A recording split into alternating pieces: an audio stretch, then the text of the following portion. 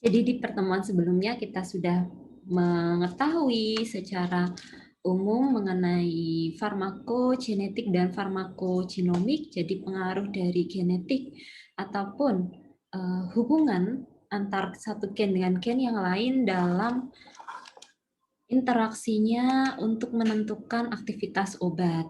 Dan di sana untuk genetik dan genomik ini biasanya berkaitan dengan peran dari enzim sitokrom P450 yang mana mutasi ataupun delesi yang terjadi di sana di dalam satu gen, satu alel pada gen tersebut itu dapat menyebabkan terjadinya perubahan fungsi dari enzim tersebut.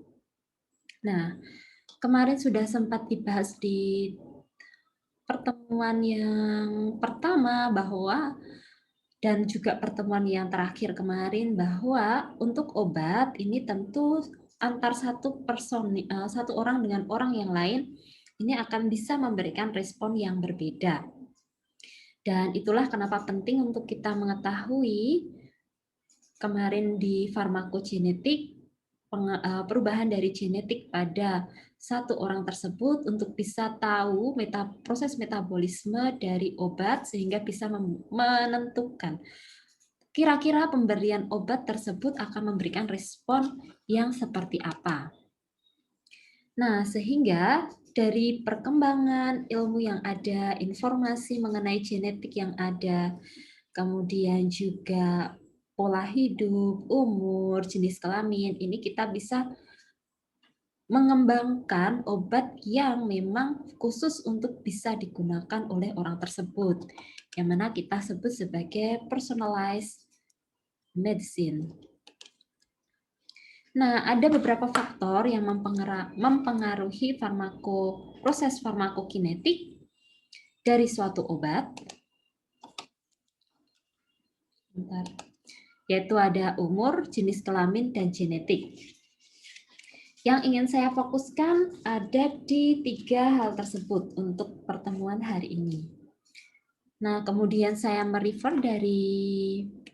mengambil materi dari suatu jurnal di mana dia mencoba mempelajari peran dari jenis kelamin, umur, dan genetik polimorfisme pada enzim sitokrom P450 kaitannya dengan aktivitas farmakokinetik dari obat antikolinergik.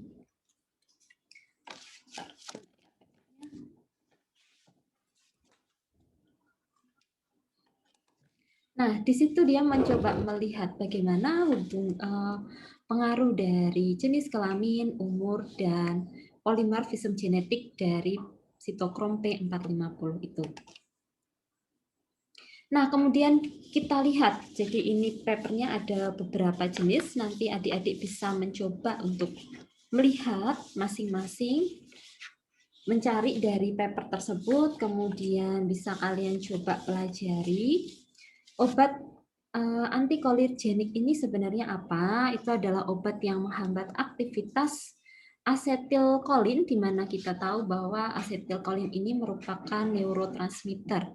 Dia adalah komponen yang mentransfer sinyal antar sel sehingga dia bisa mempengaruhi kontraksi otot di dalam tubuh. Nah, dengan pemberian obat antikolinergik ini, maka dia bisa mengurangi kontraksi otot yang tidak disadari yang terjadi pada organ, sehingga bisa mencegah terjadinya suatu hal atau rangsangan yang tidak diinginkan, misal pada kondisi asma, kemudian diare, kemudian ada permasalahan di kandung kemih, juga penyakit paru-paru kronis, dan terkadang juga obat antikolinergenik ini digunakan pada saat mau operasi untuk bisa lebih menenangkan atau mengontrol kontraksi dari otot. Nah, dari jenis kelamin pada paper ini, peneliti ini mencoba melihat pH dari lambung pada wanita dan laki-laki. Karena obat kolergenik ini ada pengaruh pada proses absorpsi, sehingga coba dilihat perbedaan pH lambung di wanita itu dengan laki-laki apakah berbeda. Dan ternyata dari hasil studi ini diketahui bahwa pH lambung pada wanita itu nilainya lebih tinggi daripada laki-laki. Jika wanita 2,79 dan di sini laki-laki 2,16. Nah, akibatnya apa? Atau efeknya bagaimana? Meskipun ini sama-sama asam, tapi di situ ada perbedaan nilai pH-nya. Dengan pemberian obat antikolergenik dengan tipe basa, di sini adalah tricyclic antidepresan. Ini merupakan contoh dari obat kolergenik, dan obat ini bersifat basa. Bisa kita lihat dari strukturnya, di mana dia di sini mengandung gugus N, dan kita tahu untuk gugus N, molekul-molekul yang mengandung gugus N, nitrogen ini biasanya bersifat basa. Sehingga dari studi yang dilakukan ternyata diketahui bahwa proses absorpsi TCA, ini disebut TCA, tricyclic antidepresan, ini ternyata lebih tinggi di wanita. Jadi absorpsi TCA di lambung ini lebih tinggi di wanita dibanding dengan laki-laki. Selain itu juga dari jenis kelamin serta perbedaan antara wanita dengan pria ini diketahui bahwa kecepatan pengosongan lambung ataupun usus besar pada wanita ini ternyata jauh lebih lambat dibanding dengan laki-laki. Sehingga hal inilah yang menyebabkan terjadinya perbedaan nilai pH pada lambung tersebut. Kemudian dari segi umur.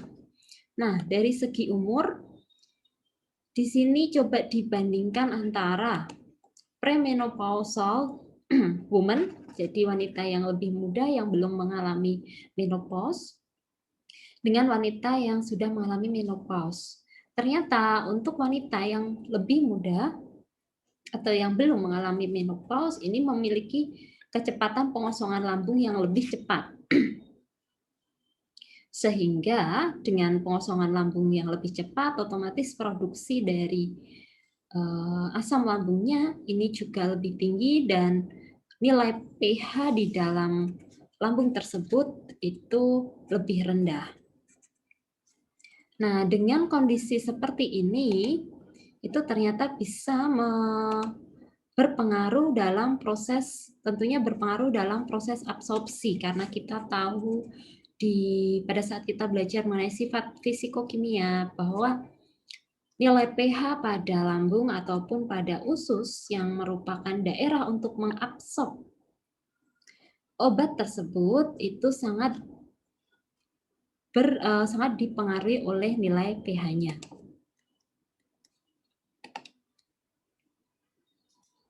Nah, kemudian kita juga tahu bahwa ginjal dan hati merupakan organ yang berfungsi untuk memetabolisme serta mengekskresikan senyawa obat, dan ternyata pada kondisi atau pada umur usia lanjut, itu ekskresi obat melalui ginjal ini mengalami penurunan.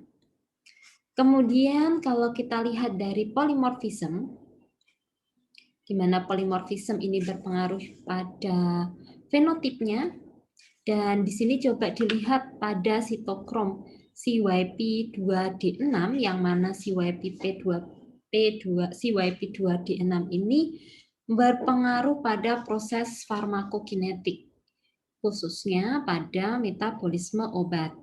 Dan dengan adanya perbedaan gen pada CYP2D6 atau adanya polimorfisme pada gen tersebut, ini bisa diklasifikasikan dalam 4 kelompok, 4 kategori, yaitu ada extensive metabolizer, atau disingkat dengan IM, kemudian intermediate metabolizer IM, poor metabolizer IM, dan ultra rapid metabolizer atau URM. Apakah yang URM ini selalu baik? Belum tentu. Karena di sini berarti orang tersebut bisa dengan sangat cepat memetabolisme obat sehingga bisa mengarah ke toksisitas dari obat tersebut. Nah, dari polimorfisme pada si YPP2D6 ini dan adanya pengelompokan berdasarkan polimorfismenya, ini bisa digunakan untuk memprediksi bagaimana pengaruh obat dan efek sampingnya.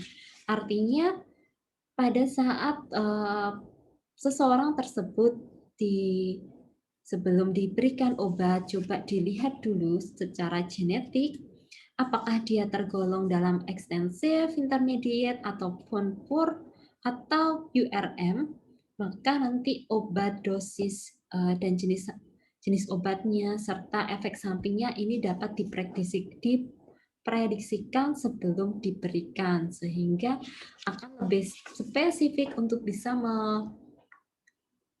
memberikan efek biologis atau respon biologis yang maksimal. Oke, jadi itu yang bisa tambahan yang bisa saya sampaikan untuk personalized medicine yang ingin saya tekankan bahwa dari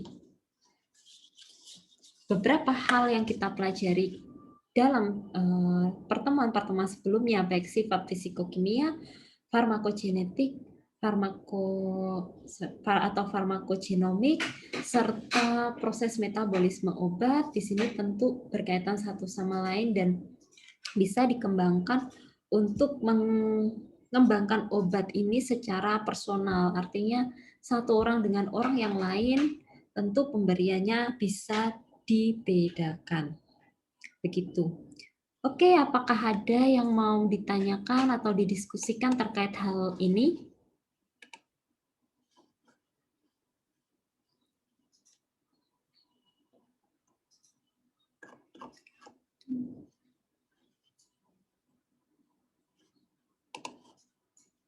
Belum ada, Bu. Belum ada. Oke.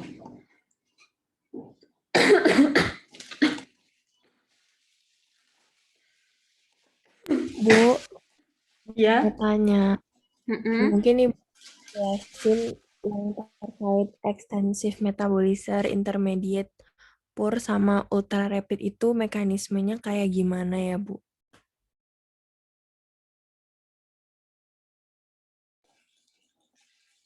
Ini yang kamu tanyakan mekanisme yang bagaimana. Jadi di situ ada sebenarnya untuk paper ini dia mempelajari beberapa jenis polimorfisme dari sitokrom. Nah, salah satunya adalah si YPP2D6 tersebut, yang mana si YPP2D6 ini ternyata berpengaruh pada farmakokinetik.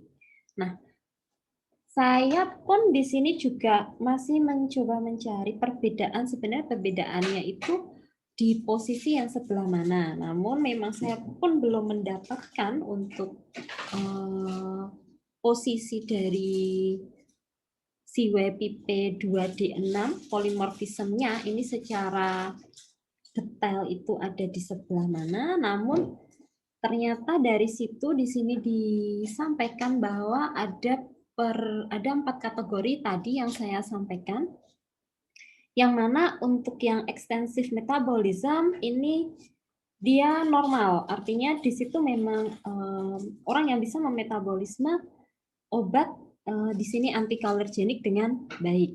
Tapi untuk yang poor, untuk yang intermediate ini tentu akan berbeda. Misal untuk yang UM tadi, ultra rapid metabolizer, di sini bahwa kalau ultra rapid metabolizer itu jika dia diberikan dosis yang cukup tinggi atau yang lebih tinggi, itu maka dia bisa menginduksi metabolisme obat yang lebih cepat.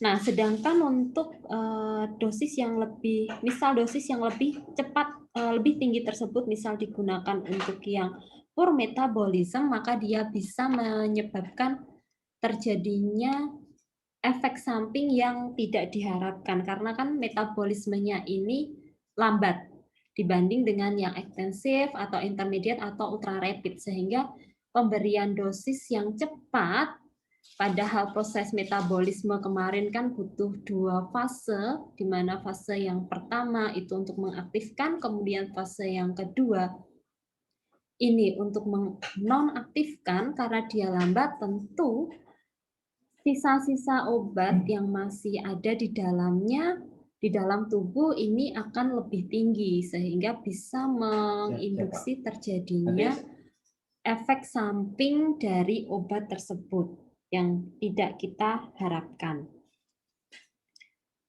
Nah, padahal kan di sini antikolinergenik ini juga digunakan dalam, bisa diberikan pada pasien yang akan mengalami atau melalui proses operasi sehingga jika misal katakan dia tergolong dalam poor metabolizer tapi diberikan dosis yang sama seperti extensive metabolizer maka kemungkinan obat tersebut tentu bisa memberikan efek samping yang cukup lebih kemungkinannya atau potensinya lebih tinggi daripada yang IM atau yang URM atau yang intensive metabolizer.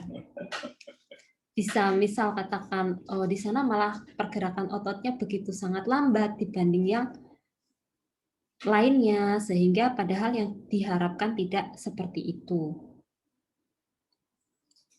Begitu Devi, mungkin ada tanggapan?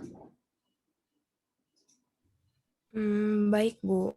Terima kasih. Jadi itu lebih ke bagaimana sih satu orang dengan orang yang lain itu memetabolisme obatnya? Apakah dia tergolong dalam ekstensif? Ekstensif itu relatif ya normal, atau dia intermediate sedang-sedang saja, atau lemah, atau dia sangat cepat seperti itu.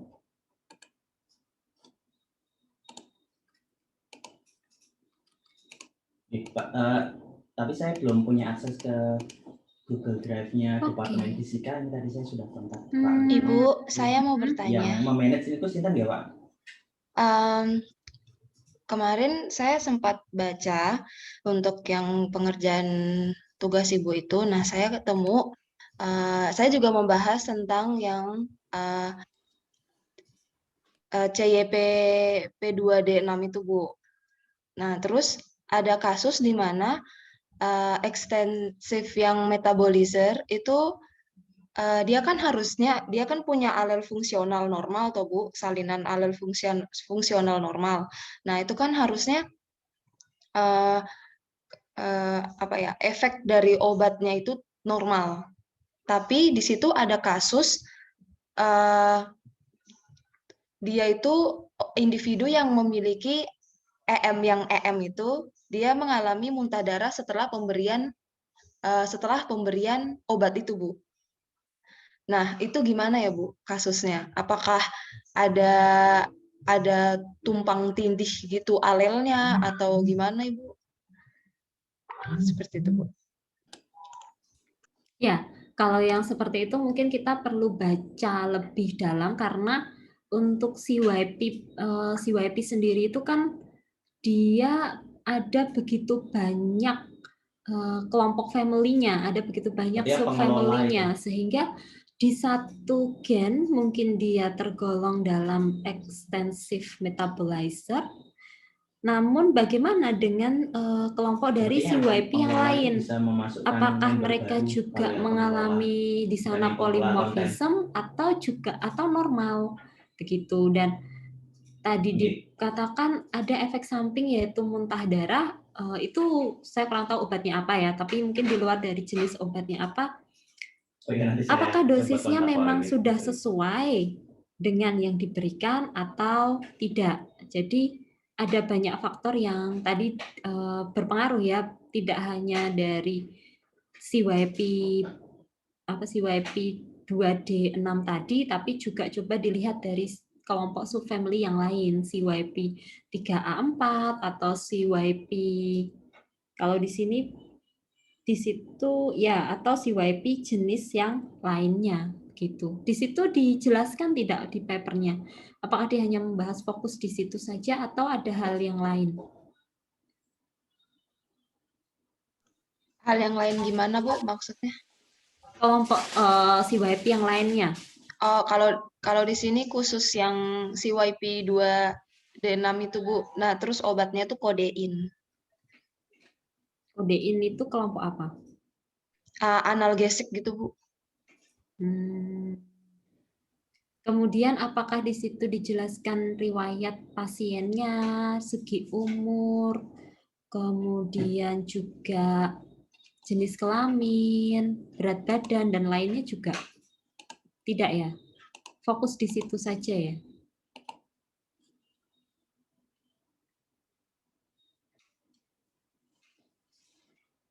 Dijelaskan sih, Bu, di situ dia seorang anak, tapi di sini pemberiannya itu udah sesuai gitu, Bu. Kan kalau yang menurut yang saya bacakan yang EM, IM itu tuh lebih ke individu tersebut menerima respon dari obat itu kan, Bu. Ada yang dia kan kalau yang obat sistem metabolismenya tuh kalau sama enzim itu kan dia jadi mempengaruhi produksi, kalau di sini kodein diproduksi morfin untuk mengaktifkan dia gitu, Bu. Nah, di sini kalau yang EM kan normal, berarti produksi morfinnya normal. Kalau yang IM kan dia lebih ke kalau yang pur metabolizer PM itu kan lebih ke kayak kurang memproduksi morfinnya. Jadi kalau pemberian kodein dengan kadar dosis yang normal, dia masih kurang gitu efek analgesiknya gitu, Bu. Iya. Jadi kayak yang saya bingung di sini, dia kurang memperjelaskan kalau ada kasusnya normal tapi malah kok muntah darah. Harusnya kan kayak fungsi kodeinnya tuh harusnya normal gitu. Ya tadi mungkin ada pengaruh yang lainnya deh. Coba untuk yang ini, karena ini kan fokus dari yang fokus untuk papermu ya. Coba nanti kita lihat bareng-bareng. Nanti coba saya cari dan mungkin kita bisa diskusikan. Ini kenapa sebenarnya? Karena kalau hanya dilihat dari CYP-nya, iya harusnya dia normal CYP P2. Karena kan CYP-nya ini berkaitan dengan farmakokinetik dengan metabolisme obatnya. Tapi bagaimana dengan yang lainnya, dengan pengaruh yang lainnya? Karena tadi kita lihat bahwa untuk personalized medicine ini tidak hanya bergantung pada genetik, tapi juga dari umur dan jenis kelamin. Tentu ada faktor lain yang berpengaruh. Dan apalagi di sini anak-anak, metabolisme untuk anak-anak dengan orang dewasa tentu berbeda. Begitu. Oke, baik, Bu. Ya, nanti Terima coba kasih. dilihat. Betul.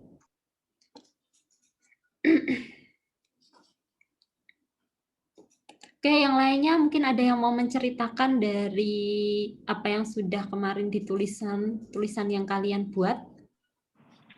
Kalau aku sih sama kayak Mima sih, Bu. Cuma kalau di artikel yang aku punya lebih ringkas padat gitu kan. Kalau aku punya 3 jenis obat tapi nggak punya kasus orangnya. Jadi cuma itu bagian dari yang CYP4D6 berapa gitu. Bagian yang itu. Nah, itu dia pakai 3 yang kayak ada kodein juga sebagai analgesik, terus ada yang sebagai antidepresan juga, sama yang satu itu untuk apa ya? Sama kayak ini antidepresan juga, tapi dia lebih yang nggak boleh pakai dosis terlalu tinggi kayak gitu. Jadi nggak ada, kalau imio kan jelas banget ada jenis penyakit, ada contoh penyakitnya, ada kasusnya. Jadi ada dampaknya yang terjadi. Cuma kalau di artikel yang punya aku cuma studi literasi, jadi dia cuma kasih nggak ada dampak, cuma kasih tahu gunanya si itu tadi CYD4 itu di obat-obat itu ngapain kayak gitu. Itu doang sih, Bu. Nggak lebih, nggak kalau nggak padat. Makanya kemarin aku bingung itu bisa masuk nilai kan poin-poin punya Ibu kan harus ada dampak dan lain sebagainya. Terus sedangkan artikel yang aku pakai nggak ada kayak gitu loh. Itu aja sih. Terus yang kamu tahu dari CYPD tadi, apa kamu gunakan CYP D2D6 ya? CYP 2D6. Yang aku tahu sih dia beda sendiri sama jenis P4 itu, beda sendiri karena dia nggak ada senyawa. Aku lihat punya artikelku ya. Aku juga lupa lagi. Coba dilihat artikelnya.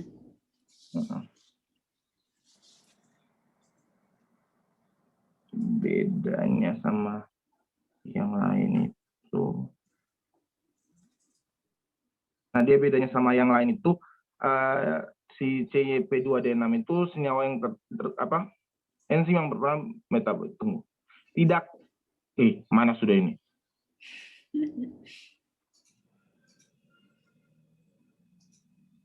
Nah, senyawa ini tidak mampu diinduksi oleh obat atau xenobiotik lain. Itu kalau beberapa jenis enzim sitokrom P450 yang lain tuh bisa diinduksi sama obat atau jenis xenobiotik lain. Tapi kalau ini enggak, dia sama di dalam obat pun, walau dia di dalam obat pun dia dalam jumlah kadar yang sedikit cuma 5%, tapi mampu mempengaruhi secara keseluruhan dari metabolisme obat tersebut di dalam tubuh, yaitu 25% kayak gitu. Gitu sih, Bu. Jadi dia spesifik untuk diinduksi? Enggak diinduksi, jadi dia enggak diinduksi sama obat ataupun xenobiotik lain. Dia itu yang membedakan dia sama senyawa senyawa sitokrom P450 yang lain gitu. Isoformnya.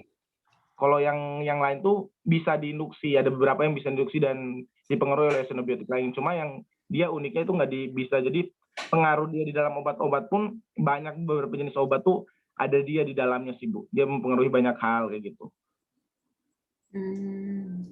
Oke. Ya memang karena begitu banyaknya CYP ini juga, saya pun kalaupun harus ditanya apakah memahami semuanya, tidak. Makanya saya minta kalian untuk mari kita membaca dan mencari bersama-sama ada apa saja sih yang kalian temukan, kemudian kira-kira pengaruhnya bagaimana. Gitu, Roy. Oke. Kalau yang aku dapat sih bukan banyak variasinya yang tadi itu. Ada yang 10, 11, 6 kayak gitu-gitu. Tapi itu dari fenotipnya, terus yang genotipnya tuh nggak terlalu banyak kayak gitu.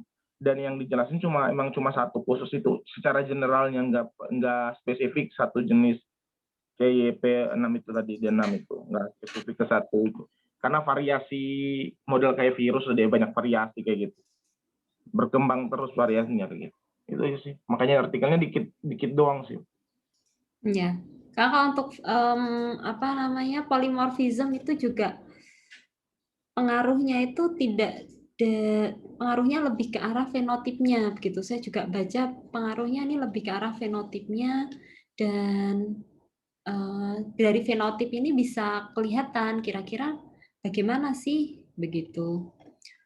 Oke, ini fenotip IM dan tadi tumpang tindih dengan UM yang memiliki alel fungsional seperti individu dengan fenotip IM, dan alel fungsional ini mengalami duplikasi. Efek CYP2D6 ini di semua obat reaksinya sama, Bu, menyebabkan variasi genotip sehingga menyebabkan perbedaan. Jadi bukan variasi genotipnya ini itu sudah dihasilkan, sudah ada pada gen CYP P2D6 pada orang tersebut. Kalau SNP ini bisa diturunkan ke anak-anaknya dari parent, sehingga memang sudah ada. Nah, akibatnya yaitu tadi dari segi fenotip sudah terlihat ada apakah dia tergolong IM, AM, PM, atau UM. Nah, kemudian bagaimana efeknya untuk CYP2D6 ini di semua obat? Apakah reaksinya sama?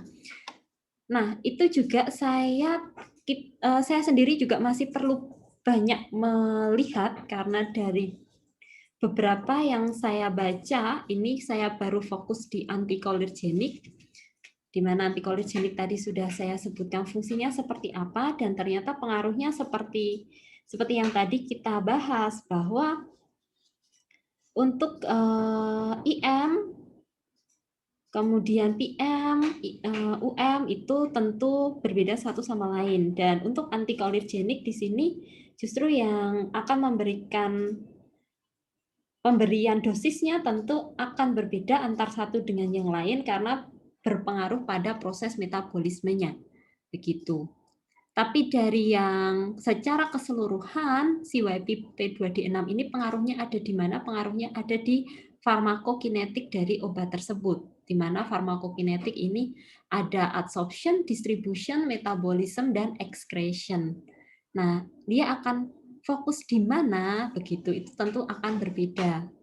Mungkin berbeda antar satu obat dengan obat yang lain, tapi pada kasus di anticholinergic ini, dia pengaruhnya ini bisa terlihat untuk polimorfisme CYP2D6 ini ada di bagian metabolismenya. Begitu.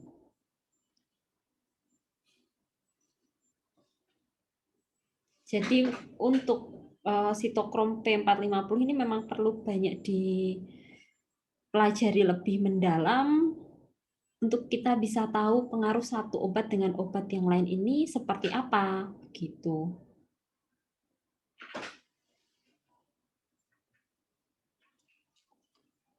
Oke, masih ada yang lain?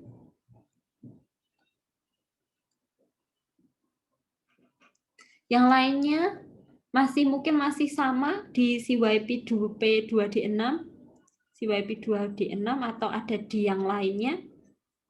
Kayaknya Seperti kami yang rata-rata tadi di sini. rata-rata jurnal yang kami cari sih itu sih Bu, jurnal sama artikelnya rata-rata itu yang membahas. Kemarin kok kami dapatnya segitu semua. Oh ya kah? Apakah yang itu bagian dari itu yang paling banyak ditemui atau gimana, paling apa nggak tahu lagi.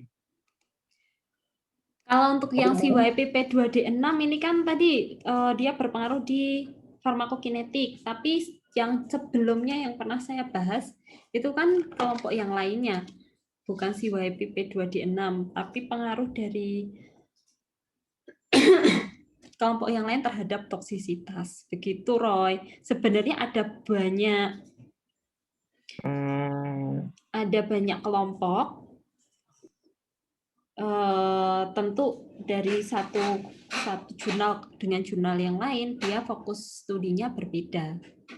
Begitu. Oh iya, soalnya kemarin kan kami kayak bertiga itu kami nyari jurnal, hampir semua jurnal yang kami dapat yang itu.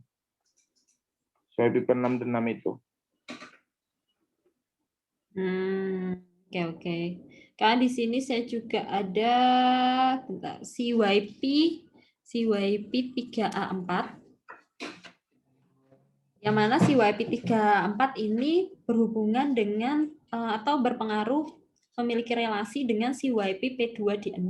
Yang tadi CYP2D6 itu di farmakokinetik pada efek obat dan juga efek samping dari obat. Nah, untuk CYP3A4 di situ aktivitasnya ini bisa mempengaruhi PM, yaitu core metabolizer, yang mana tentu harus dipelajari kembali variasi dari aktivitas CYP3A ini dalam kaitannya dengan induksi obat, kemudian penghambatannya, fungsi liver, aliran darah, umur, dan juga jenis kelamin. Jadi memang satu polimorfisme pada satu sitokrom P450 ini tidak bisa lepas dari aktivitas pada sitokrom P450 yang lainnya. Begitu. Masih perlu banyak lagi sih kalau kita mau melihat. Tapi yang kalian ketahui di sini yang penting adalah, oh ternyata sitokrom P450 itu dia tidak hanya satu enzim yang kecil, tapi dia yang kompleks dan dia ada pengaruh satu dengan yang lainnya. Dan dia berfungsi dalam proses metabolisme senyawa xenobiotik. Nah, proses metabolisnya bagaimana? Nah, kemarin kita lihat ada dua hal dan tentu masing-masing enzim pada atau masing-masing subfamily dari si YP ini yang bekerja. Begitu. Yang lainnya mana? Ada yang mau share?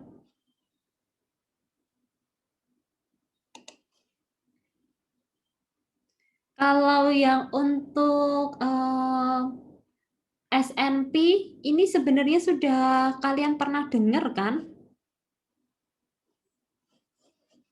Pernah kalian baca gitu loh.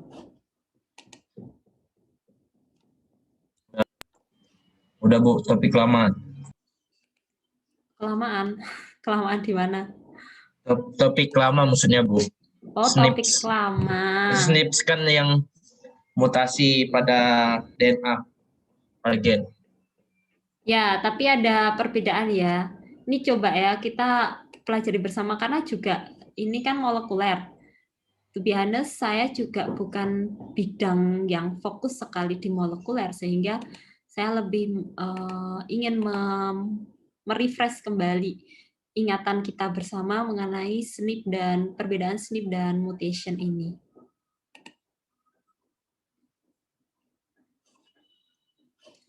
Oke, semoga ini bisa diputar dan bisa di...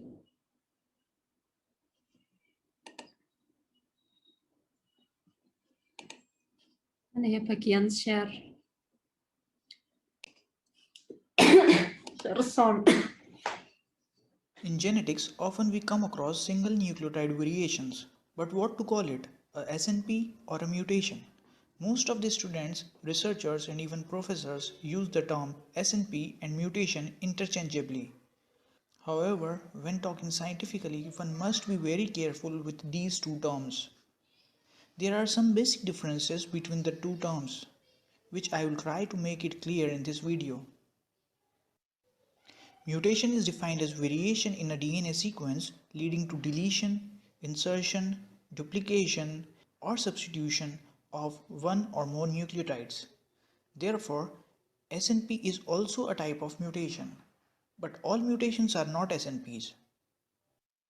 The key difference between single nucleotide mutation and SNP is their frequency of occurrence across the population. A single nucleotide mutation is called as SNP if it occurs in more than 1% of the population or subpopulation. Imagine a natural population of 100 rose plants. And if a single nucleotide mutation or variation at a particular location occur in at least 2 plants, it will be termed as SNP, as shown in the first image. Otherwise, it is just called as a mutation when frequency of occurrence is 1 or less than 1% as shown in the second image.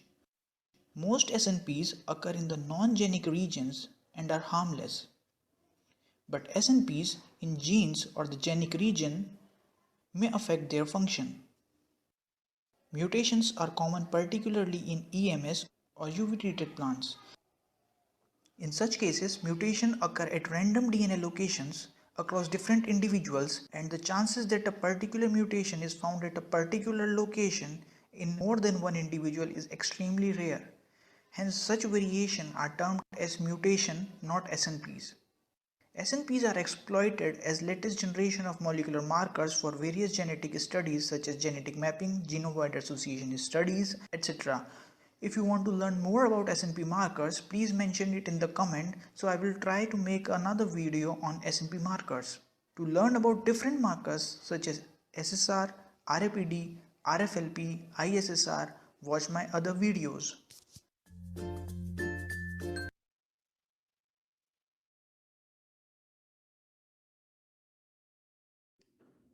Ya, jadi tadi singkat menjelaskan perbedaan antara single nucleotide polymorphism dengan mutation. Jadi untuk sama, sebenarnya single nucleotide polymorphism adalah bagian dari mutation, hanya perbedaannya jika dalam satu populasi itu lebih dari 1% menunjukkan fenotipe yang sama, maka dia kita sebut sebagai single nucleotide polymorphism, sedangkan kalau mutasi ini frekuensinya lebih sedikit, kurang dari 1%, seperti itu. Tapi di SNMI ini juga terjadi proses mutasi di sana. Gitu. Nanti coba dipelajari kembali ya, karena ini kan molekuler dan genetik. Dan mungkin kalau ada saya salah menyampaikan, silahkan dikoreksi saja, karena kita juga masih sama-sama belajar di sini. Dan akan, jika ada atau belum ada yang mau mencoba menyampaikan hasil dari kemarin membaca papernya,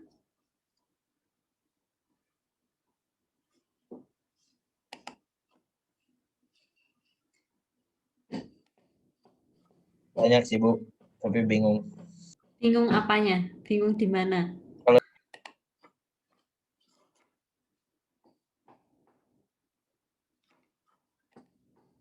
Gimana William?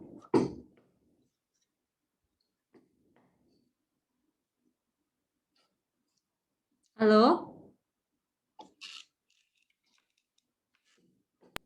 Halo Bu, Ya? jadi ternyata saya menjelaskan, ternyata mic-nya mati. Jadi ada hubungan yang sudah ditemukan tuh ini Bu, berhubungan dengan SNPs juga. Jadi bahwa ras, jenis kelamin, dan bahkan usia itu berpengaruh. Kenapa juga bervariasi? Karena pada jaringan tertentu kan dia bisa jaringan spesifik gitu. Ada kelenjar pituitari, ada anggap aja hati atau apa. Dia kan sudah ada senyawa yang endogen yang ada di situ sehingga mempengaruhi itu variasinya. Dan tiap golongan yang tadi itu ras, jenis kelamin, dan usia itu mempengaruhi diversitas, apakah lebih dominan yang mana, misalnya dominan sitokom dari kategori apa yang ada di sana, sehingga mengakibatkan obat tuh bisa dikatalisasi, diinduksi, bahkan bisa juga diinhibisi gitu. Begitu.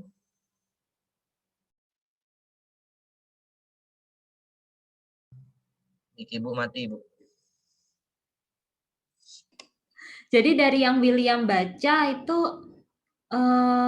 ternyata ada juga pengaruh dari senyawa endogen yang sudah ada atau sudah dihasilkan di dalam tubuh ataupun organ tersebut, sehingga bisa mempengaruhi aktivitas dari enzim yang bekerja dalam proses metabolisme, begitu ya. Selain Ya, itu juga ada faktor lain yang dia berpengaruh, bisa dari umur, bisa dari bisa dari umur, bisa dari jenis kelamin, bisa dari apa tadi yang terakhir, ras ya? Ras, Bu. Ras itu apa?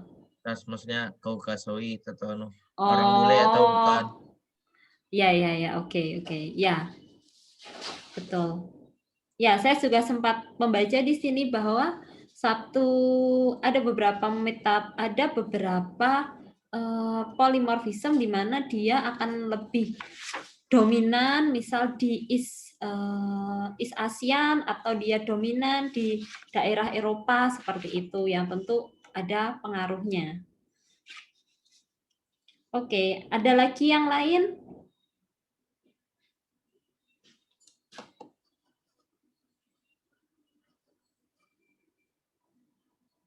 Mana nih yang lain? Udah dibaca kan? Bu, mungkin saya ada sedikit baca. Jadi kan yang di situ kan yang sebenarnya yang bertanggung jawab itu kan pada DNA metil metilen sama apa itu Bu? Nah, di situ saya lupa. Boleh Ibu jelaskan? Soalnya saya baca tuh Bu, rumit betul bahasanya. Saya pusing.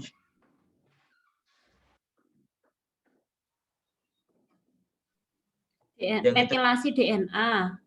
Ya itu Bu. Dia kan berperan menentukan variasi juga kan Bu. akibat itunya. Gimana, Bu? Variasi dari obatnya atau metilasi DNA. Jadi ada proses itu sudah masuk di ranah epigenetik kalau yang saya ingat ya. Jadi dari DNA itu ada mengalami metilasi sehingga nanti di situ akan ada pengaruh dari proses transkripsinya begitu. Tapi saya tidak bisa untuk saat ini menjelaskan lebih dalam lagi karena tidak fokus di situ. Tapi saya ingat saya itu ada pengaruh dengan epigenetik, di mana epigenetik ini juga nanti berpengaruh dalam penyakit juga, bisa dalam penyakit ataupun dalam fenotip. Jadi dia akan lebih kompleks lagi. Selain polimorfisme itu bagian dari epigenetik ini. Gitu. Kalau epigenetik itu sebenarnya apa sih, Bu? Epigenetik, apa yang dia bilang epigenetik itu apa? Bentar ya. Ya, soalnya banyak bahasa genetik, Bu. Pusing. Ya, karena itu udah masuk ranah molekuler sebenarnya. Sehingga saya juga tidak membahas lebih detail terkait dengan hal tersebut, tapi yang saya ingat di situ berarti epigenetik ini ada perubahan gen di sana, bisa DNA termetilasi, DNA terasetilasi, dan itu menyebabkan terjadinya perubahan fenotip ataupun ekspresi genetik dari perubahan sekuen DNA itu. Begitu. Tapi apakah itu terjadi pada proses pembelahan atau bagaimana? Ini saya kurang tahu, nanti mungkin bisa ditanyakan ke dosen yang terkait ya, yang lebih mendalam tentang biologi molekuler ini. Tapi yang saya ingat di sana bahwa ada proses metilasi, di mana metilasi ini bisa menyebabkan DNA itu bisa terekspresi atau justru malah mengganggu proses ekspresi tersebut. Begitu. Tapi bagian yang mana itu yang saya juga masih saya harus coba ingat-ingat kembali. Gitu, William. Oke, Bu. Di sini ya, ini saya coba mencari di mana epigenetik ini itu dapat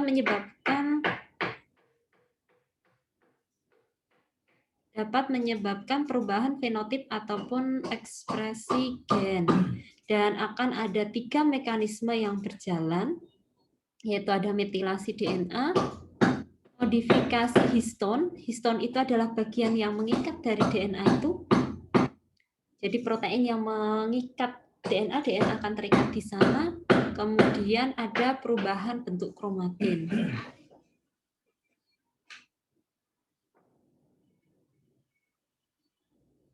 Nah, dengan adanya proses metilasi DNA, ini bisa menyebabkan kromosom itu menjadi tidak aktif dan akan ada transgenerational epigenetic inheritance. Artinya, perubahan pada DNA itu akan diturunkan dari parent ke anaknya, sehingga ini bisa menyebabkan penyakit yang turun-temurun. Nah, setelah dia bisa selain metilasi, ada modifikasi histon yang menyebabkan terjadinya perubahan kromatin. Ada beberapa modifikasi, dan dengan adanya perubahan kromatin, itu akan menyebabkan ekspresi gen ini bisa berhenti. Oke, jadi dari epigenetik, dari proses metilasi DNA, itu bisa mengakibatkan ekspresi gen akan terhenti, sehingga timbullah baik dari fenotipnya ini terlihat. Jadi misal untuk kalau di sini ada gambar tikus, kalau misal dia mengalami proses metilasi DNA, bagian ekornya itu tidak tumbuh dengan sempurna. Jadi terlihat pada bagian fenotip dari organisme tersebut.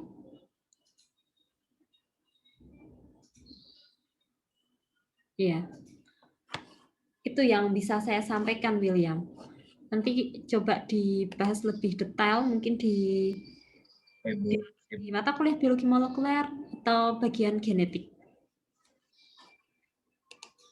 Ya, Bu. Gitu.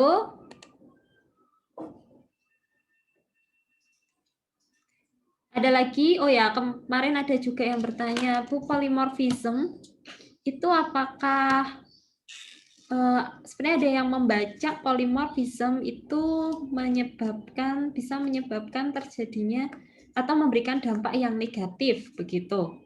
Nah, saya ingin tanya ke teman-teman yang lain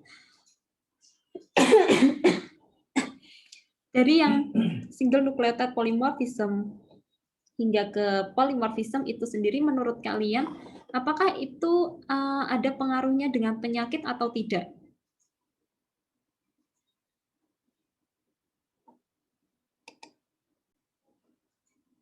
Dari yang kalian pahami.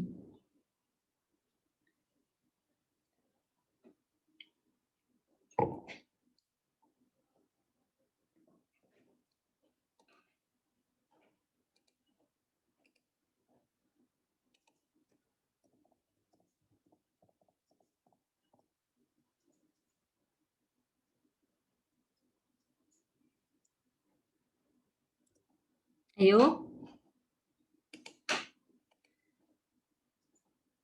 Siapa nih? Mana tadi, Bu? Jadi ada yang bertanya, apakah polymorphism ini memberikan dampak negatif seperti bisa menimbulkan suatu penyakit? Kalau yang dulu waktu saya bahas di pertama, itu kan polymorphism pada sitokrom, itu kan dia menyebabkan dari awalnya yang normal itu dia bisa teracuni, ternyata untuk yang tidak normal atau untuk yang polymorphism itu sensitivitas atau kerentanan dia terhadap paparan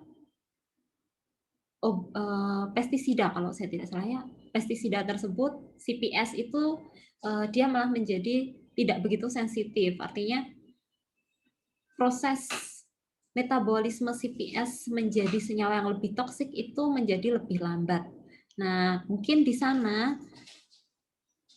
kemudian dari situ setelah membaca beberapa artikel ternyata sebenarnya polymorphism itu dia itu menyebabkan penyakit atau tidak, begitu loh. Yang ingin ditanyakan sebenarnya polymorphism itu menyebabkan penyakitkah, memberikan dampak negatifkah, atau dia memberikan dampak positifkah?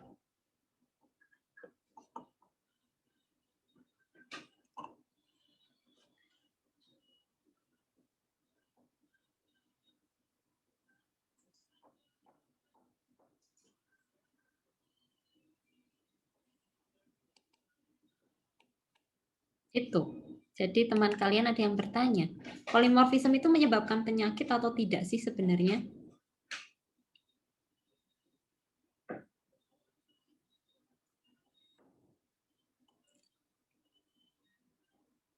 Maksudnya jadi genetik polymorphism gitu atau? Genetik polymorphism. Atau polymorphism secara keseluruhan. Kalau saya sih tergantung mutasinya, Bu. Misalnya dia kan dibilang polymorphism karena dia banyak, makanya dibilang poli. Kalau misalnya kena yang bagus ya aman-aman saja. Mungkin ada sifat-sifat, oh dia imunnya lebih bagus daripada yang si A lebih bagus daripada si B. Tergantung misalnya kena malaria atau kena ini, dia aman. Tapi ada juga orang yang mungkin karena itunya berkurang, jadi mungkin lebih rentan, mungkin kayak gitu. Oke. Kalau dari ya apa yang disampaikan William itu benar. Jadi tergantung dari polymorphism ini kan mutasi. Polymorphism ini kan mutasi, bisa insersi, bisa delesi, bisa substitusi satu basa nukleotida pada bagian gen tersebut. Nah, bagian gen tersebut ini apakah gen yang penting atau jadi yang bagian bisa yang hanya menyebabkan perubahan secara fenotip saja, atau dia yang bertanggung jawab pada suatu kerja dari enzim. Jadi gen yang dia punya fungsi khusus atau hanya mengubah misal warna kulit saja atau warna mata saja, atau dari perubahan di gen tersebut ini berpengaruh pada fungsi dari hormon, fungsi dari enzim, fungsi dari kerja organ seperti itu, sehingga dia bisa menyebabkan adanya penyakit atau dan itu tergantung atau tidak, dan itu tergantung dengan kerja dari enzim tersebut. Apakah enzimnya ini bertanggung jawab pada proses oksidasi suatu komponen yang menyebabkan komponen ini menjadi lebih toksik, atau dia yang menyebabkan komponen ini menjadi tidak toksik alias aman-aman saja. Nah, jadi itu tergantung. Tapi memang kebanyakan polimorfisme ini ada yang menyebabkan perubahan fenotip, misal dari warna, katakan ada kelinci yang warnanya hitam, ada yang warnanya abu-abu, ada yang warnanya putih. Nah, itu kan hanya perubahan pada warna bulunya saja, tapi di dalam dia tidak berpengaruh. Namun misal seperti ada pengaruh pada penyakit, tadi pengaruh pada bagian proses metabolismenya. Dia metabolismenya termasuk dalam IM, ekstensif, intermediate, poor, atau ultra rapid. Nah, ternyata polimorfisme di situ mempengaruhi kecepatan dia dalam metabolisme obat. Nah, itu bisa menyebabkan terjadinya penyakit di sana. Seperti itu. Jadi tergantung pada bagian mana sih yang mengalami mutasi. Gitu ya.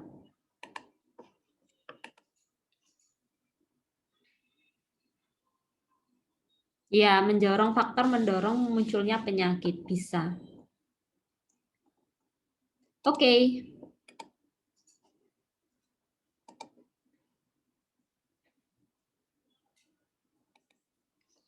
Oke. Baik, kalau belum ada lagi yang mau ditanyakan atau didiskusikan, saya akan mereview sebentar dari materi-materi yang sudah saya sampaikan kemarin. Kemungkinan apa saja sih yang perlu dipahami lebih mendalam? Ini ada beberapa hal. Pada bagian pengembangan obat, ini mungkin silahkan bisa direspon sekalian bersama-sama. Kita tahu bahwa bahan alam itu berpotensi dalam pengembangan senyawa obat. Nah, yang ingin saya ketahui, kok bisa sih bahan alam itu punya potensi atau punya potensi yang digunakan dalam mengembangkan senyawa obat? Alasannya apa? Nah, menurut kalian apa itu alasannya?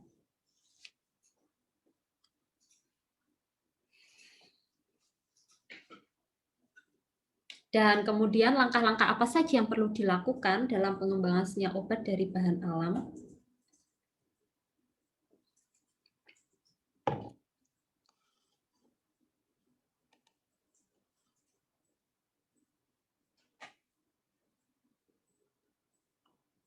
Ada yang mau nyoba menjawab? Ada yang sudah belajar buat ujian minggu depan?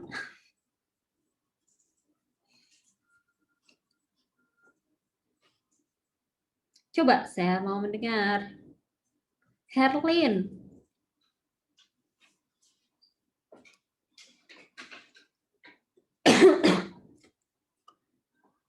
Herlin? Herlin. Halo Ibu, dengar suara? Ya, dengar. Silakan.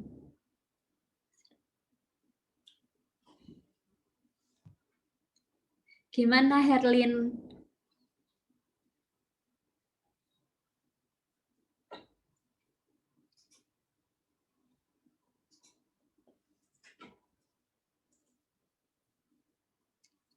Jadi pada pertanyaan yang seperti ini, itu kalian harus memberikan alasan. Senyawa obat ini kan bisa dihasilkan dari bahan alam, bisa kita produksi menggunakan metode bioteknologi, seperti misal melakukan transformasi, kemudian kita mengekspresikan enzimnya. Seperti contoh di materi adalah enzim insulin, kemudian di situ kita sebut dia sebagai biofarmasetika, atau teknologi DNA rekombinan itu juga termasuk dalam proses bioteknologi yang bisa digunakan untuk mengembangkan senyawa obat. Nah, di sini bahan alam itu yang paling sering digaungkan untuk digunakan sebagai senyawa obat. Banyak penelitian terkait eksplorasi bahan alam, senyawa-senyawa dari bahan alam itu untuk digunakan dalam produk biofarmasi. Nah, pertanyaannya kenapa? Kenapa sih gitu? Apa sih yang menjadi keuntungannya menggunakan bahan alam sebagai senyawa obat? Apa Herlin? Ibu bentar, saya sedang mengingat kembali. Oke. Iren Angelica Girsang. Ibu mungkin karena banyak di bahan alam itu mungkin banyak senyawa-senyawa aktif yang dibutuhkan di obat mungkin Ibu, jadi mungkin lebih banyak berpotensi untuk pengembangan obat. Ya, tidak salah, itu benar. Itu benar sekali bahwa dalam bahan alam itu banyak mengandung senyawa-senyawa aktif, senyawa-senyawa metabolit sekunder yang bisa digunakan atau punya aktivitas farmakologi sehingga bisa digunakan sebagai senyawa obat. Namun ada dua hal lagi lainnya yang menjadi nilai plus dari bahan alam ini untuk senyawa obat. Jadi kalau Herlin menjawab seperti itu, baru saya berikan nilai 1/3 dari poin totalnya.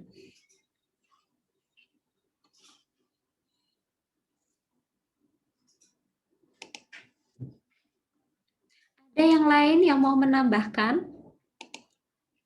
Herlin juga boleh jika mau mungkin ini kayak bahan alam itu mungkin untuk pendapat kayak masyarakat tuh lebih bagaimana memiliki kayak efek mereka mungkin kalau dengan dibandingkan dengan bahan yang kimia tuh kayak banyak efek samping gitu Bu, jadi mungkin jadi banyak penelitian mengembangkan senyawa obat dari alam karena mungkin itu sudah Bu.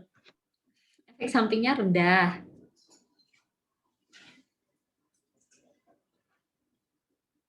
Belum tentu kalau efek sampingnya rendah, karena kalau bahan alam, kalau tidak kita murnikan, itu kan ada banyak senyawa campurannya. Sehingga kemarin kita sudah pernah lihat apakah efek antar campurannya ini bersifat sinergis, artinya support satu sama lain aktivitasnya, atau dia bersifat antagonis, justru malah menyebabkan timbulnya efek samping yang tidak diinginkan. Nah, berarti belum masuk ya, Herlin. Yang lain, jika ada yang mau menambahkan, Herlin juga boleh menambahkan. Ya. Kalau ini pendapat pribadi sih Bu. Kalau misalnya kenapa bahan alam berpotensi dalam pengembangan obat, karena banyak bahan alam, banyak senyawa aktif di bahan alam yang memang kita belum tahu manfaatnya, atau kita belum ketahui di bahan alam satu ini ada beberapa bahan aktif yang memungkinkan untuk bisa menjadi obat alternatif dibandingkan obat dari bahan kimia. Karena kalau dari obat bahan kimia kan selain dia punya banyak efek samping, kita udah tahu ini obat ini fungsinya untuk apa. Tapi kalau bahan alam masih banyak fungsi terselubung yang kita nggak tahu. Ternyata selain dia bisa mengobati satu penyakit ini, ternyata dia punya efek baik untuk penyakit lain juga yang mungkin nanti bisa timbul dari efek samping yang ditimbulkan kalau kita punya penyakit, punya pakai obat yang kimia kayak gitu-gitu sih, Bu. Ini pendapat pribadi sih, Bu, kalau aku tangkap. Ya, oke Roy. Jawaban itu masih sama dengan yang jawaban. Jadi poinnya itu masih sama dengan poin yang sebelumnya yang sudah disampaikan Herlin. Oke, Bu. Tapi tadi kamu mengatakan penyakit. Berarti kalau penyakit itu hubungannya dengan apa? Penyakit tertentu. Obat ini bisa atau senyawa ini bisa digunakan untuk penyakit tertentu, sedangkan senyawa lain bisa digunakan untuk penyakit tertentu. Berarti ada spesifikasi dari. Bu, mau coba jawab. Ya.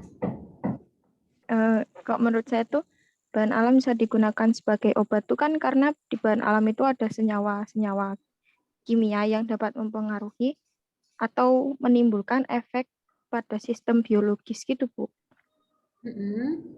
Iya. Ya udah gitu aja. Itu baru sepertiga. Okay. Kalau dari 100% itu baru 30%. Tadi hubungannya sama yang belum ditambahkan tadi adalah penyakit tertentu. Berarti kalau penyakit tertentu artinya apa? Artinya dia bisa digunakan untuk melihat atau memprediksikan targetnya. Targetnya itu apa gitu. Jadi bahan alam ini punya beberapa potensi, punya potensi yang besar dalam pengembangan obat karena satu, dia mengandung senyawa aktif yang tadi sudah disampaikan oleh teman-teman kalian. Yang kedua, senyawa aktif tersebut itu bisa digunakan untuk mengidentifikasi target yang akan diberikan respon biologisnya. Sebagai contoh, di sana kemarin kita belajar tentang pernah melihat opium, mana opium ini, tanaman opium ini ternyata dia memberikan pengaruh. Kalau misal digunakan secara langsung memberikan pengaruh yang lebih menenangkan, rileks. Nah, ternyata targetnya itu adalah di bagian sistem syaraf. Sehingga obat ini bisa diarahkan, digunakan untuk mengidentifikasi, target, atau senyawa ini bisa digunakan untuk mengidentifikasi, target senyawa ini adalah apakah sistem syaraf, ataukah dia di organ tertentu, memberikan aktivitas yang seperti apa. Nah, itu bisa dilakukan di awal.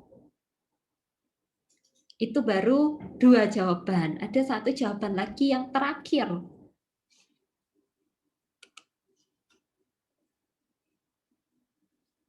Mungkin Ibu kasih clue ke jawaban terakhirnya. Oh, kalau boleh coba jawab nggak? Tadi Vero boleh jawab. Ya, apa jawabannya? Selektivitas tinggi pada reseptor begitu, Bu.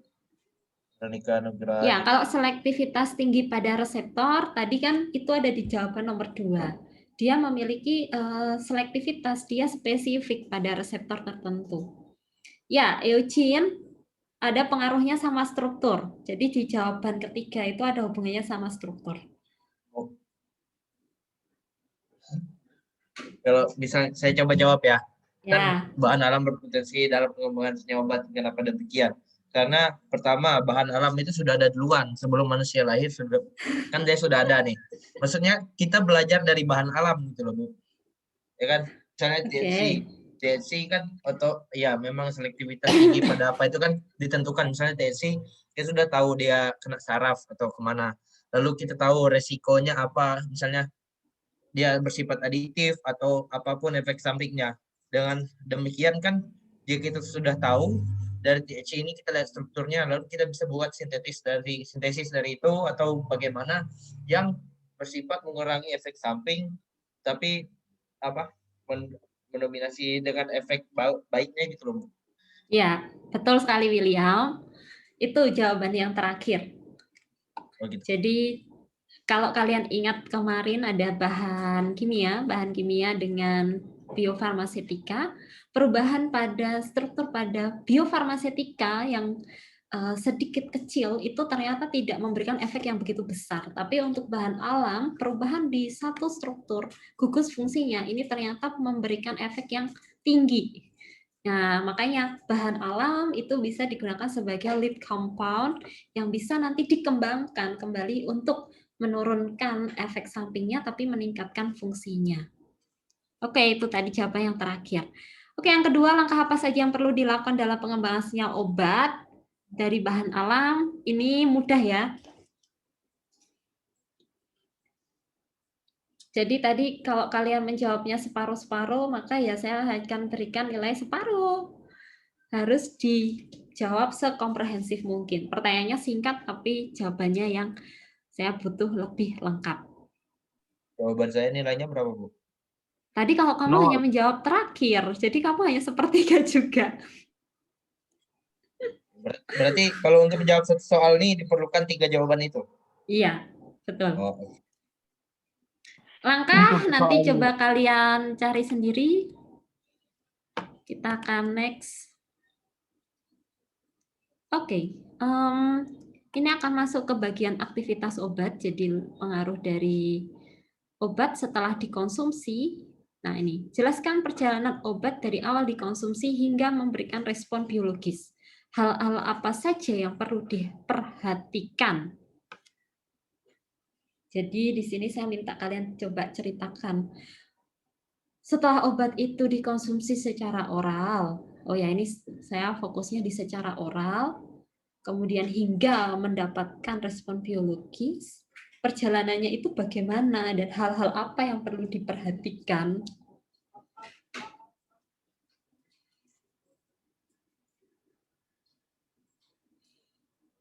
Ada yang ingin mencoba menjawab?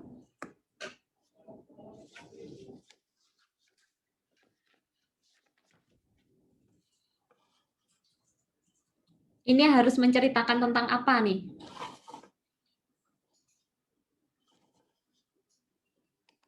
Mekanisme kerja obat sama aktivitas yang terjadi dalam tubuhnya dia. Di Ya, tubuhnya kita konsumsi. Apa itu? Ya, gak tahu. Cuma itu yang saya tahu. Roy nih. Ayo, jalur metabolisme. Ada 3 itu bukan? 4. Bioaktivasi, bioinaktivasi itu bukan? Itu baru satu part. Bioaktivasi, bioinaktivasi, biotoksifikasi itu masuk di dalam satu proses, yaitu proses metabolisme. Ya, metabolisme. Sedangkan ini perjalanan obat dari awal dikonsumsi hingga memberikan respon biologis. Kalau absorpsi yang 4 itu, Bu, absorpsi sampai akhirnya ekstraksi. 4. Absorpsi hingga yaitu ADME itu. Jelaskan perjalanan obat dari awal dikonsumsi hingga memberikan respon biologis, berarti kalian harus menceritakan dari proses absorpsi, distribusi, metabolisme, kemudian dari metabolisme ini bagaimana dia harus bisa memberikan respon biologis. Jadi yang pertama dia adalah farmasetika, farmakokinetik, farmakodinamik. Nah, kemudian tentu ada hal-hal yang perlu diperhatikan pada saat obat dikonsumsi. Dia akan masuk kemana, dipengaruhi oleh apa saja yang perlu diperhatikan. Nah, ini kalian harus menceritakan di situ sifat fisikokimia dari obat. Ya, betul, Esther. Jawabanmu adalah bagian dari satu jawaban yang komprehensif. Jadi belum bisa menjawab untuk semuanya. Itu ya. Ya, puji Tuhan lah, Bu. Nanti mungkin bisa puji Tuhan kalau bisa jawab ya, Bu. Sekomplit itu Ibu maunya soalnya. Tuhan. Oh ya, iya dong. Kan open book. Open book juga hebat itu kita, Bu. Kenapa? Itu kalau tulis tangan tintanya habis, Bu.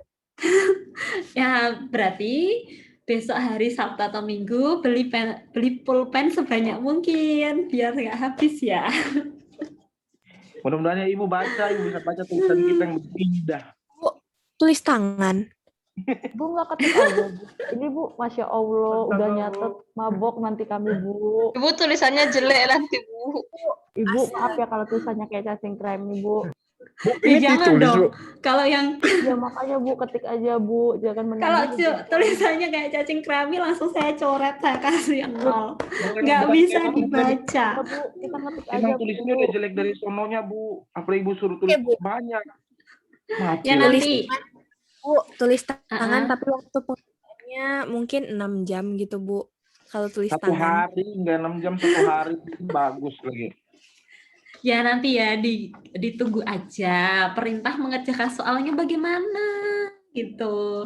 Jangan berasumsi terlebih dahulu gitu ya. Jangan sesuai. Mantap. Bagus. Dan jangan hanya copy paste dari slide-slide yang ada. Itu yang paling penting. Yang copy paste tidak boleh, langsung saya kasih kurangin poinnya.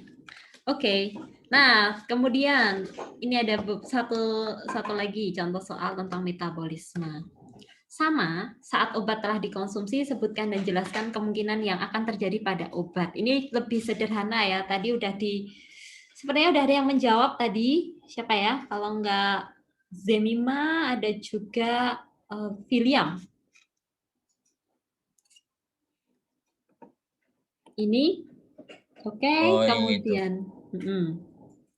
Nah, untuk sifat fisikokimia obat, nah ini sebenarnya apa sih yang kalian pahami tentang sifat fisikokimia obat?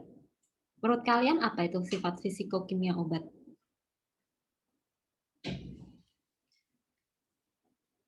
Kemudian, apa pentingnya memahami sifat fisikokimia obat?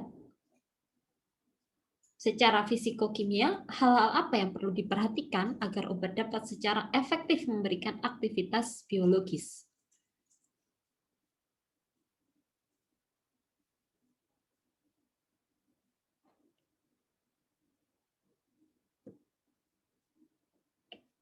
Ayo, ada yang mau nyoba jawab? Kenapa soalnya Ibu susah-susah ini bercontoh soal loh, Bu? Loh, lah kalian kan ini katanya minta kisi-kisi. Ya udah, ini contoh-contoh soalnya. Mana yang harus keluar, mana yang tidak keluar, itu kan nanti pertimbangan dari saya. Belum Ibu baik hitungan. banget sih. Kok Ibu gitu baiknya? Ayo coba Roy, jawab aja Roy. Kalau aku sih bukan apa itu sifat fitokimia obat, mungkin aku dari jawaban nomor 2 aja sih. Aku nggak tahu. Kalau aku apa pentingnya memahami sifat fitokimia obat? Karena kalau misalnya kita tahu, karena di dalam obat kan ada senyawa-senyawa aktifnya. Itu senyawa-senyawa aktif pasti senyawa-senyawa kimia di dalamnya, struktur kimia kayak gitu. Nah, setiap senyawa aktif atau setiap senyawa kimia itu ada keunikan, ada warna yang dihasilkan, ada dampak yang dia timbulkan dan lain sebagainya begitu, Bu. Nah, terus kenapa setelah kita tahu hal-hal apa yang perlu diperhatikan itu, nah hal-hal apa yang warna yang akan dia timbulkan, misalnya penyakit, misalnya dia kasih ada etanolnya di dalam. Nah, warna apa yang dia timbulkan, apakah cocok sama penyakit, kita bisa tahu cocok nggak cocoknya sama penyakitnya, atau alergi nggak alergi sama penyakit gitu aja sih. Kalau kamu menjawab seperti itu, saya kasih poin 0. Itu belum menjawab. Tuhan Yesus mati. Jangan sudah masa kopi dari PT. Yang mana sih, Bu? Yaitu 1, 2, 3. Ibu mau nyoba jawab nomor itu ada jawaban duluan tuh, Bu. Ya. Dewi Erika. pH dan derajat ionisasi itu part of dari, maksudnya itu 2 sifat fisikokimia obat.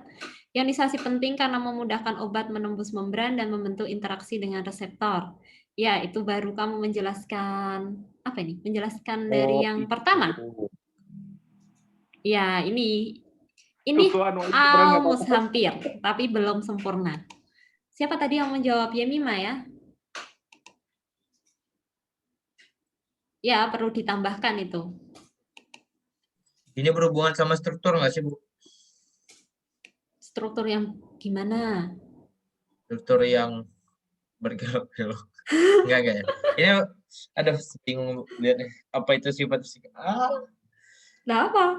Kalau misalnya pentingnya memahami sifat fisikokimia obat, penting karena untuk memahami seberapa efektivitas obat itu pada target organ tertentu. Misalnya, kan ada yang sebelum lambung, ada yang sesudah lambung.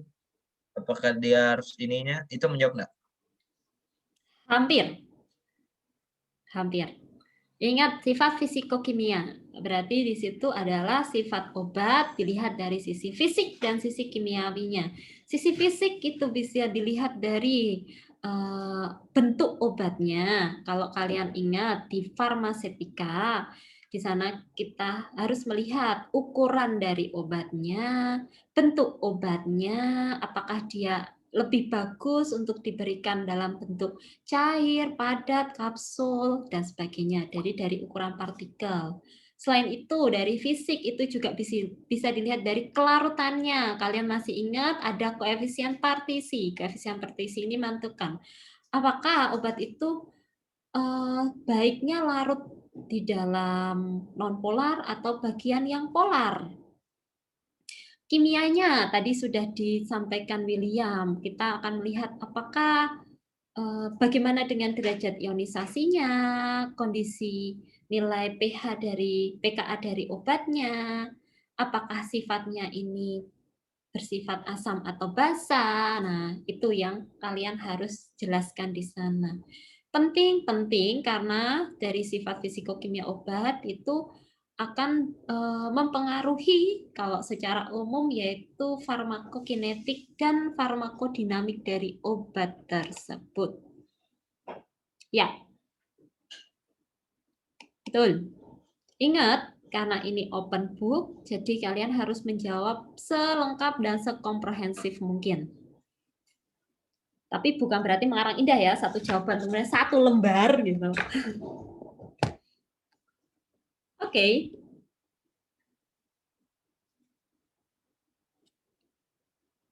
Jadi ini related satu sama lain.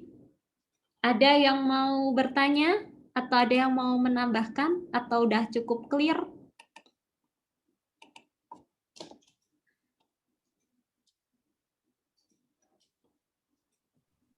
Jadi Bu, kisi-kisi contoh doang ya Bu ya? Oh iya dong. Ya, Bukan Bu. jawaban. Ibu ada soal Berarti hitungan nggak ada ya, Bu? Oh, kalau itu rahasia ya, surprise. Menurut kalian? Menurut kalian gimana? Oke, saya akan lanjutkan. Menurut Ngana itu siapa ya? Sering ngomong gitu ya? Semangat Josi, saya yakin kau pasti bisa. Kau yang paling pintar di hitungan.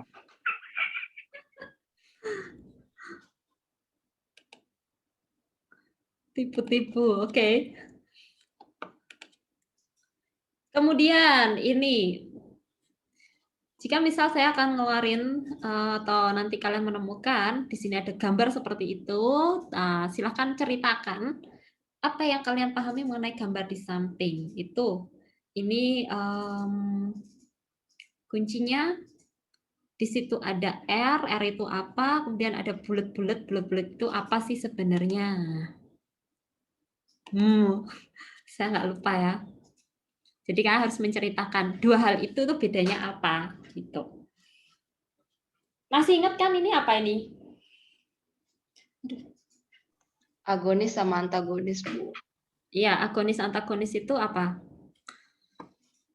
Agonis itu interaksi obat dengan reseptor gitu, Bu. Dan apa? Dia mengaktifkannya dengan mengikat reseptor, terus muncul efek terapeutik gitu, Bu.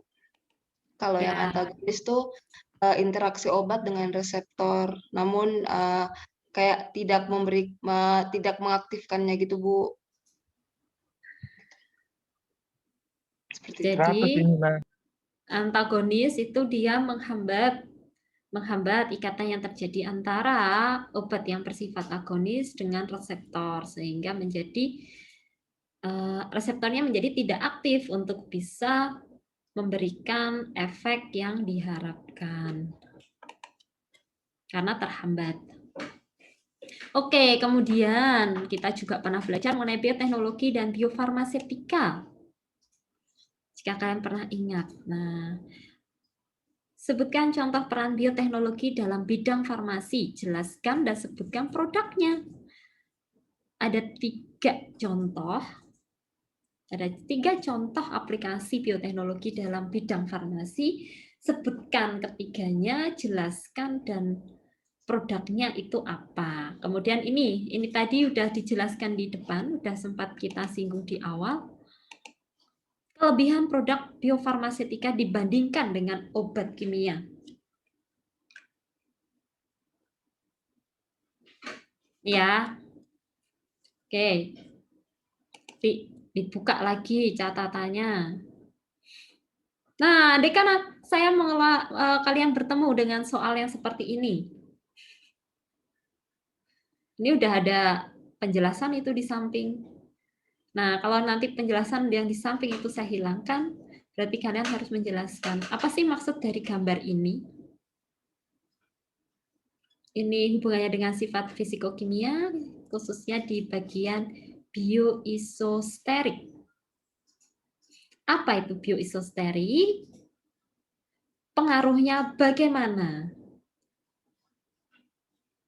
Jadi kalian harus menjawab dari 2 sisi itu. Masih ingat ini Lipinski Rule of 5? Kemarin sudah coba dikerjakan belum? Tuhan Yesus. Kemarin jadi ini loh, PR. Lupa Bu, gimana tuh? Lipinski Rule of 5. Pada saat kita belajar mengenai pengembangan obat, ini ada aturan mengenai obat itu harus bagaimana dilihat dari sisi sifat fisik dan kimianya. Misal dari ukuran berat molekulnya, kemudian ikatan, apakah dia berapa banyak atom yang berfungsi sebagai pendonor ikatan hidrogen dan aseptor ikatan hidrogen. Kemudian dari sisi lipofiliknya, itu bagaimana? Nah, ada 5 karena semuanya berkaitan dengan angka 5. Untuk massa molekulnya ini dia harus lebih kecil dari 500 gram per mol. Untuk nilai C log P, ini bukan clock tapi C log P, calculated log logaritma P. P itu adalah koefisien partisi kalau kalian masih mengingat. Ini harus kurang dari sama dengan 5. Kemudian HBD, hydrogen bond donor, yaitu jumlah gugus hidroksi, dan NH-nya harus kurang dari 5 juga. Kalau misal terlalu banyak ikatan hidrogennya, dia nanti lebih susah untuk bisa dilepas. Sifatnya menjadi cenderung lebih polar. Kemudian HBA-nya, jumlah O dan N-nya, atom O dan N-nya ini harus kurang dari 10. Nah, apakah penicillin ini masuk dalam Rule of 5? Masuk dalam aturan Lipinski Rule of 5 atau tidak? Nah, kemarin saya minta kalian untuk mencoba kerjakan ini. Jadi ini dicentang. Apakah nilai C log P-nya kurang dari 5? Nilai C log P-nya sudah ditentukan. Sudah diinformasikan nilainya 1,82, sehingga dia memenuhi untuk C log P-nya. Kemudian untuk HBD-nya, ini OH dan NH-nya cuma ada 2, sehingga dia masuk dalam aturan ini. Ini kayak kemarin jangan-jangan belum pada ngerjain nih. Ini kalian harus isi, ini ada 2. Ini ada 4. Bukan 5 ya, Bu? Yang mana? Yang HBA-nya. HBA-nya. O-nya kan ada 1, 2, 3. Oh ya, 4, 5, 6.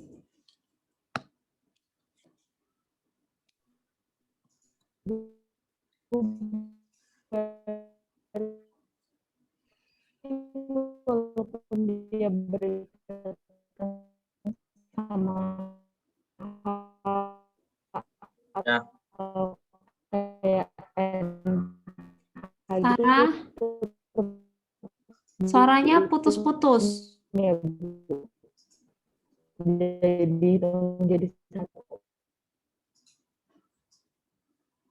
Sarah, suaranya putus-putus.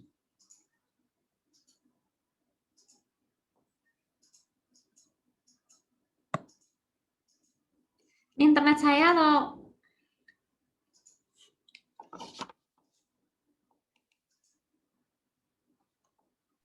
Bu, cara untuk nyarinya gimana, Bu? nyari apanya? Kan ini kan tadi kan udah tahu strukturnya, lalu kan ada blok silok P dan bla bla bla bla gitu. Ayo, kemarin sudah pernah diajarin. Kalau misalnya sum jumlah dari N dan O, tinggal ditambah aja. Iya, tinggal ditambah aja berapa jumlah N-nya, berapa jumlah O-nya.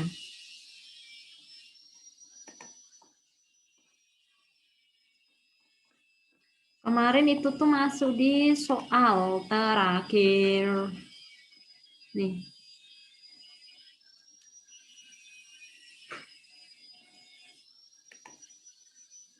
Nanti dibuka lagi catatannya.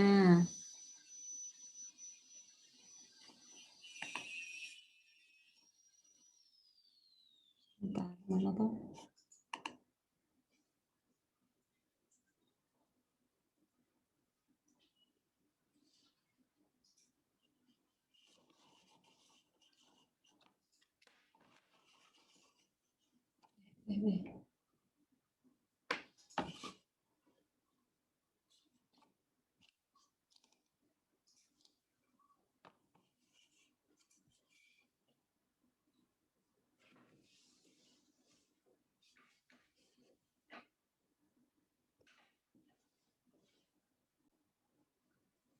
Oke. Error.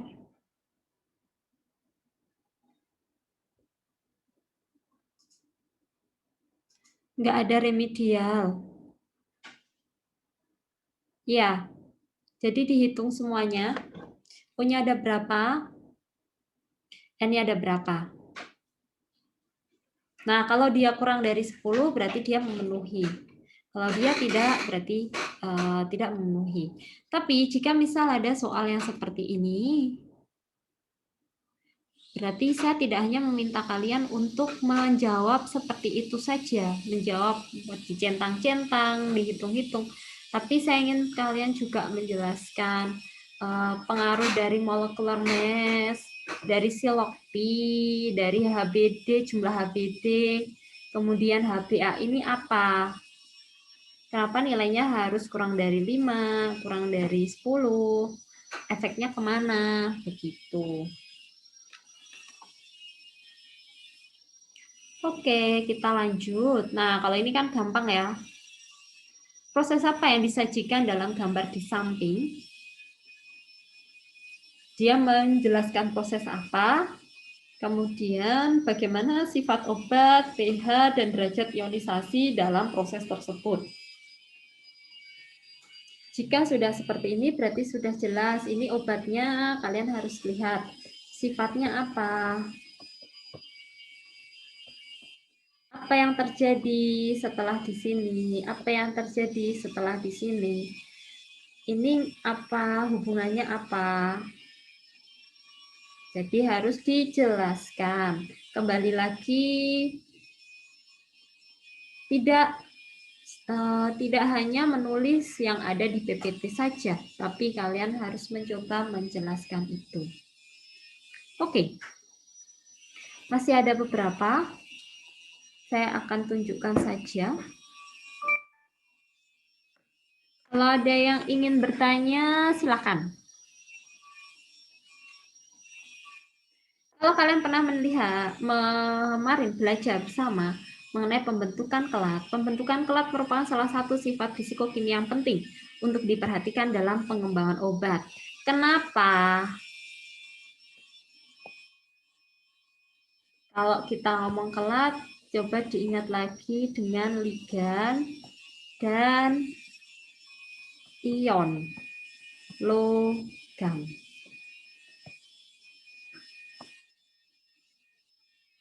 Nah, kalian harus mengingat yang di situ.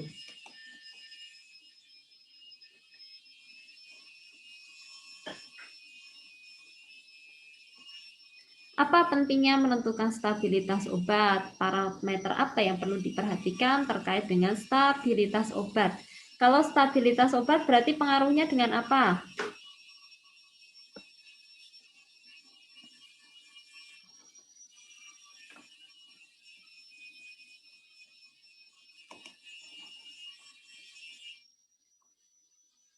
Derajat ionisasinya, Bu. Derajat ionisasi bisa. Selain itu, Degradasi. ya. Tadi siapa? Sarah. Degradasi obat. Iya, Bu. Apakah ada remedial? Tidak ada. Tadi saya sudah jawab ya. Remedial loh, Bu. Adalah. No. Nggak ada remedial. Jadi apapun itu jawabannya berarti itu hasilnya nanti. Partisi, koefisien luar sisi ada nggak, Bu? Koefisien partisi itu masuk di sifat fisikokimia obat, tapi untuk koefisien partisi itu pengaruhnya ke kelarutan. Tapi Kelarutan nanti pengaruhnya, kalau kelarutan pengaruhnya ke proses saat dia ingin melewati membran plasma. Membran plasma atau membran Gimana, membran William? itu, Bu, bukan yang membran lemak itu bukan ya? Iya, lemak itu kan sifat. Jadi lemak itu kan menyusun dari membran plasma itu. Plasma itu adalah plasma darah. Kan dia harus bisa masuk ke pembuluh darah. Itu berarti kita belajar terkait kisi-kisi yang Ibu kasih ini aja ya. Tapi obatnya, Bu, kalau kelarutannya bermasalah kan nggak stabil. Kelarutannya bermasalah, tidak stabil itu maksudnya gimana? Misalnya kelarutannya terlalu cepat, terlalu lama banget, sehingga misalnya untuk nahan rasa sakit, obat yang diperlukan untuk bereaksi itu tidak mencukupi jumlahnya, sehingga rasa sakit itu tetap ada, sehingga tidak dikalahkan oleh obat. Reseptornya harusnya 1000 reseptor yang di itu malah nggak nyampe di 500 gitu, Bu, misalnya. Berarti kan itu hubungannya dengan kemampuan dari bentuk obat untuk bisa melewati membran plasma dan terdistribusi menuju ke reseptor. Kan begitu. Kalau stabilitas di sini, seberapa stabil obat itu bisa. Karena untuk bisa melewati membran plasma kan dia tidak boleh dalam bentuk terionisasi, karena terionisasi ini sulit untuk melewati membran plasma yang sifatnya di sana hidrofobik, hidrofilik. Jadi seperti barrier, penghalang gitu. Nah, untuk dia bisa melewati itu, berarti dia harus bisa stabil dalam bentuk yang bentuk molekulnya sehingga dipengaruhi oleh derajat ionisasinya, juga dalam bentuk kelarutannya terdegradasi, proses seberapa cepat dia itu rusak, seberapa cepat dia itu menjadi molekul lain, proses degradasi, sehingga harus dihitung lama degradasinya atau waktu degradasinya, kan gitu. Ya nggak, William? Kalau kelarutan itu kan terlarut di dalam pelarutnya, dia akan berbentuk ion atau bentuk molekul. Terlarut di dalam plasma darah, maka dia harus bisa melewati membran plasmanya dengan baik. Bu, berarti kita belajar terkait kisi-kisi yang Ibu kasih ini aja. Tidak, kisi-kisi ini hanya contoh-contoh saja. Ini Jadi bukan tipu. kan ini coba dilihat ya, ini hampir semua materinya, hampir semua ada di materi PPT yang kemarin. Berapa Sebutkan soal, dan Bu? jelaskan. Ini ada banyak sih ya, nanti saya akan tentukan kira-kira berapa ya yang pas untuk bisa dikerjakan dalam waktu 5. yang telah diberikan. 5 aja, Bu. Atau 2 lah. Atau 2, nanti dilihat dulu. Nanti anaknya banyak.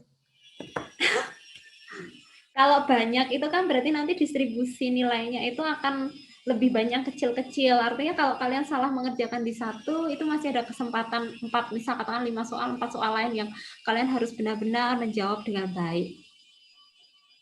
Gitu. Oh, sekali lagi, stabilitas tadi itu hubungannya dengan apa, Bu? Ada kontak saya nih, mulai error. Maksudnya hubungannya dengan? Ya, kalau bentuk dan apa tadi kan kelarutan dengan derajat ionisasi plasma. Kalau stabilitas tadi hubungannya di Stabilitas hubungannya dengan ketersediaan obat di dalam tubuh. Ketersediaan obat untuk bisa mencukupi dalam memberikan efek yang diharapkan. Untuk bisa bertemu dengan reseptor dan memberikan efek yang diharapkan. Seberapa dia bisa tersedia. Jadi nanti hubungannya dengan dosis. Masih ingat kemarin ada obat yang kita simpan di dalam suhu ruang dengan pelarut tertentu, maka berapa lama waktu yang dibutuhkan untuk bisa dia terdegradasi 50%, itu kan berarti menunjukkan, berarti obat ini bisa tersimpan di suhu ruang berapa lama sih agar misal 50% dari obat itu masih tersedia. Begitu. Jadi hubungannya dengan ketersediaan obatnya. Oke. Ini contoh yang terakhir, yaitu sebutkan dan jelaskan mengenai gambar di samping. Ini adalah gambar metabolisme. Ini sama seperti yang di atas tadi, hanya satu adalah bentuknya soal urean. Di sini saya berikan gambar. Ini contoh ya, masih ada beberapa lainnya yang mungkin bisa keluar, termasuk soal hitungan. Kalau misal nanti soal hitungan, berarti kalian harus kerjakan di kertas, ditulis tangan, kemudian nanti akan saya berikan waktu untuk bisa memfoto dan atau men-scan dan dikirimkan. Begitu. Oke, ada yang mau bertanya?